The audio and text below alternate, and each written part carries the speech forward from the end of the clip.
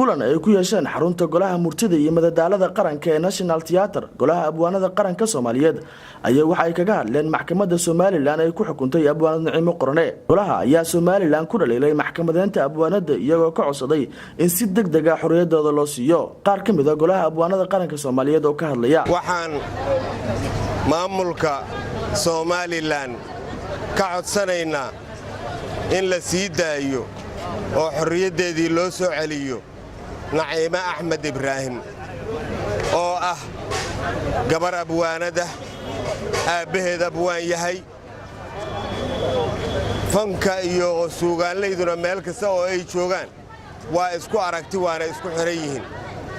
gabaruna hadday eed gasho indhaha ayaa laga qarsan jiray markii la eego dhaqanka Soomaaliyeed inkastoo aanan u haynin Nicimo Qorane eed. marka waxaan ka codsanaynaa dhammaan madaxda iyo maamulka iyo madaxweynaha Somaliland in la sii daayo abwaanad Nicimo Qorane. waxaan ka codsanaynaa maamulka Somaliland in ay xorriyadeeda u soo celiyaan Nicimo Abwaan Qorane oo ah gabar Soomaaliyeed. bahda Soomaalidu ama bahda fanku af Soomaali uma kala socona suugaanina uma kala socona sida abwaanadii ugu horeeyay sheegeen waa bah midaysan. marka waxaan ka codsanaynaa inay fiiriyaan dhaqanka Soomaaliyeed, inay fiiriyaan xeerbeetiga Soomaaliyeed, inay fiiriyaan waxyaalaha hidaha iyo dhaqanka ee soo jireenka ee Soomaalidu leedahay inaysan ka tagin. Nicimo Abwaan Qoranena ay xorriyadeeda u soo celiyaan.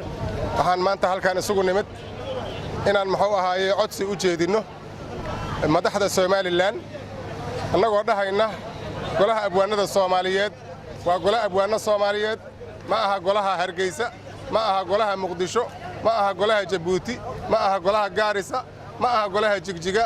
magaca Soomaaliyeed oo dhan hal abuurkooda golo metela weeye. sidaas awgeed waa mid arrinta nagu kalifaysa inaan u hadalno Nicimo Abwaan Qorane.